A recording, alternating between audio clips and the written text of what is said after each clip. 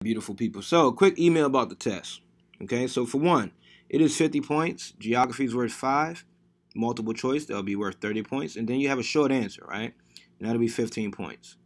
In regards to what is on the test, you have to memorize the location of 4 bodies of water, these physical features and these countries, right? For your convenience, I've attached in this email, right, highlighted versions of the physical features that you need to know the location of and the countries that you need to know the location of.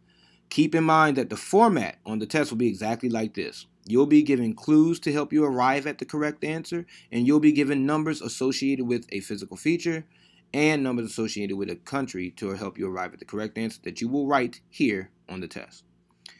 That is worth 5 points, so make sure that you prioritize your time as you prepare, okay? All right, that's 1/3 of the test. Now for the second part of the test. You have the Nile River unit. You need to memorize, you need to understand the significance of each physical feature along the Nile, right? In addition to that, you need to also demonstrate your understanding of the regional and global impacts of the Nile River and how it's currently playing out before our eyes right now. To make sure that you're prepared for that section or part of the test, you need to be able to answer 4 questions. What is the dispute about? Well, I'm telling you, the dispute is about control over the Nile River and all of its resources and the construction of the Grand Ethiopian Renaissance Dam. Who is involved? Egypt, Sudan, Ethiopia. What does each country want to gain? Well, if I were you, would click on go to Power School, right? Go up to the link that I've provided, right? Reread this article, okay? And then look at your notes, right? We did a whole class activity where we took detailed notes on what's going on, right? Each perspective of the parties involved, okay? And ultimately talked about the regional and global impacts, right, of the Nile River as we look at current events and making global connections, okay? So that's the second part of your test. The last part of your test will be diversity in Nigeria unit. To prepare yourself for that unit, you need to know the basic information related to each region.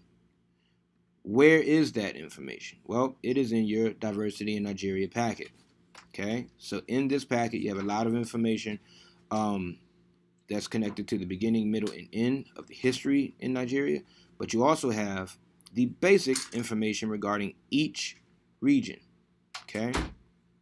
So that's one thing you need to know about diversity in Nigeria. In addition to that, you need to know the big concept that we discussed, and that is, right, how does colonialism connect to the Nigerian Civil War, right? So this is an effect.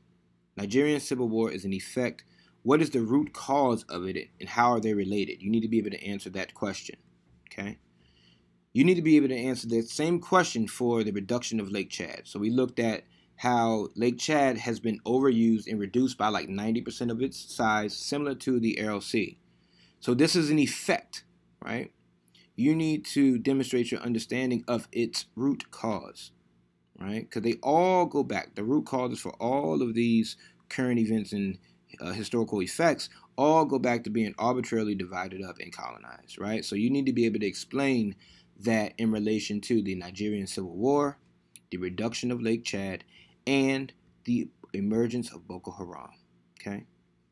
To remind yourself of what we studied in that unit, simply go to your diversity in Nigeria packet, right, that I'm showing now. Reread that. You can also go to Power School Learning to deepen your understanding on the Nigerian Civil War, shrinking waters of Lake Chad, fast facts about Boko Haram, and or just simply download the answer keys that I've posted on Power School Learning, okay? There's also a timeline that I've posted that you can use to help familiarize yourself with the concepts that we discussed in class and make those in-depth connections that we were able to make, okay? All right, so that's the test. Please email me with any questions that you have. I'm here to support you all weekend. I'll be sending you certain quizzes and games, but other than that, that is it for the test. Prepare well, study hard, and again, email me with any questions that you have, okay? All right, see you on Monday or Tuesday, beautiful people.